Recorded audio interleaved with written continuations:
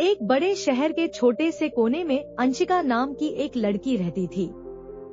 वह पढ़ाई में औसत थी, लेकिन उसकी रचनात्मकता किसी से कम नहीं थी। वह बेहतरीन पेंटिंग बनाती थी और अपनी कल्पनाओं को रंगों के माध्यम से व्यक्त करती थी। अंशिका का परिवार उसकी कला को गंभीरता से नहीं लेता था। उनके अनुसार पेंटिंग तो सिर्फ एक शौक है, इससे जिंदगी नहीं चल सकती। घर में आर्थिक समस्याएं थी और माता पिता चाहते थे कि अंशिका किसी ऐसी नौकरी की ओर बढ़े जो स्थिरता दे। लेकिन अंशिका को यकीन था कि उसकी पेंटिंग्स में कुछ खास है। जब भी उसे मौका मिलता, वह अपने कमरे में बैठकर नई नई कृतियां बनाती।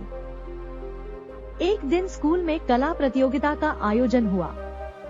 अंशिका ने अपनी सबसे बेहतरीन पेंटिंग बनाई और उसे प्रतियोगिता में भेज दिया। यह पेंटिंग प्रकृति और मानव का संबंध पर आधारित थी। प्रतियोगिता के दिन उसकी पेंटिंग ने सबका ध्यान खींचा। उसने पहला स्थान हासिल किया और उसकी पेंटिंग अखबार में छपी। यह उसके लिए एक बड़ा मोड़ था। इस सफलता ने अंशिका को आत्मविश्वास दिया। उसने ऑनलाइन प्लेटफॉर्म्स पर अपनी पेंटिंग्स को बेचना शुरू किया।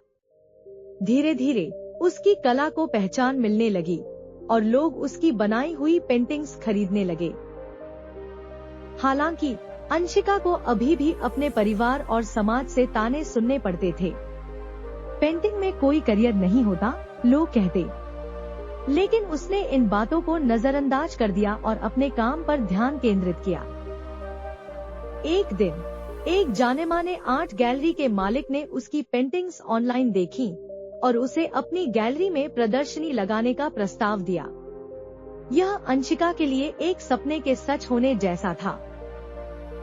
प्रदर्शनी ने अंशिका की कला को नई ऊंचाइयों पर पहुंचा दिया। उसकी पेंटिंग्स अब देश विदेश में बिकने लगी। उसने अपनी कमाई से अपने परिवार के लिए एक नया घर खरीदा और अपने माता पिता को यह समझाया कि कला भी एक करियर हो सकता है।